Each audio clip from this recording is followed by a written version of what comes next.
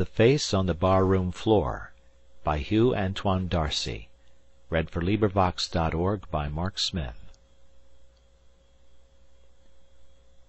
a balmy summer evening, and a goodly crowd was there, which well nigh filled Joe's barroom on the corner of the square, and as songs and witty stories came through the open door, a vagabond crept slowly in and posed upon the floor. "Where does it come from?" some one said. "The wind has blown it in." "What does it want?" another cried. "Some whiskey, rum, or gin? Here, Toby, sick 'em. If your stomach's equal to the work, I wouldn't touch him with a fork. He's filthy as a Turk." This badinage the poor wretch took with stoical good grace. In fact, he smiled as though he thought he'd struck the proper place. "Come, boys, I know there's kindly hearts among so good a crowd. To be in such good company would make a deacon proud. Give me a drink, that's what I want. I'm out of funds, you know. When I had cash to treat the gang, this hand was never slow. What? You laugh as though you thought this pocket never held a sou. I once was fixed as well, me boys, as any one of you. There, thanks, that's braced me nicely. God bless you one and all. Next time I pass this good saloon, I'll make another call. Give you a song? No, I can't do that. My singing days are past. My voice is cracked, my throat's worn out, and my lungs are going fast. I'll tell you a funny story, and a fact, I promise, too. Say, give me another whiskey, and I'll tell what I'll do. That I was ever a decent man not one of you would think, but I was, some 4 or 5 years back.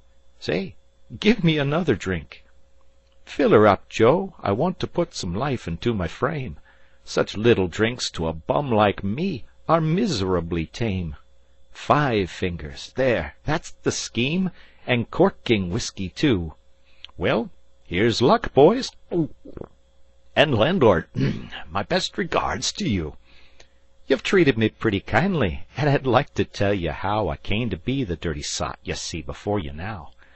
As I told you, once I was a man with muscle, frame, and health, and but for a blunder ought to have made considerable wealth.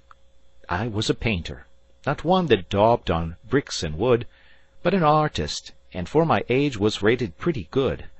I worked hard at my canvas and was bidden fair to rise, for gradually I saw the star of fame before my eyes. I made a picture perhaps you've seen, 'tis called The Chase of Fame. It brought me £1,500, and added to my name. And then I met a woman, now comes the funny part, with eyes that petrified my brain, and sunk into my heart. Why don't you laugh? 'Tis funny that the vagabond you see could ever love a woman, and expect her love for me. But 'twas so, and for a month or two her smiles were freely given, and when her loving lips touched mine, it carried me to heaven. Boys, did you ever see a girl for whom your soul you'd give, with a form like the Milo Venus, too beautiful to live, with eyes that would beat the Koh-i-Noor, and a wealth of chestnut hair? If so, 'twas she, for there never was another half so fair. I was working on a portrait one afternoon in May of a fair-haired boy, a friend of mine, who lived across the way, and Madeline admired it, and much to my surprise said she'd like to know the man that had such dreamy eyes. It didn't take long to know him, and before the month had flown my friend had stole my darlin', and I was left alone. And ere a year of misery had passed above my head, the jewel I had treasured so had tarnished and was dead. That's why I took to drink, boys. Why, I never see you smile. I thought you'd be amused, and laughin' all the while. Why, what's the matter, friend? There's a teardrop in your eye. Come, laugh like me. 'Tis only babes and women that should cry. Say, boys, if you give me just another whiskey, I'll be glad, and I'll draw right here a picture of the face that drove me mad. Give me that piece of chalk with which you marked the baseball score. You shall see the lovely Madeline upon the barroom floor. Another drink, and with chalk in hand the vagabond began To sketch a face that might well buy the soul of any man. Then, as he placed another lock upon the shapely head, With a fearful shriek he leaped and fell across the picture, dead. End of poem. This recording is in the public domain.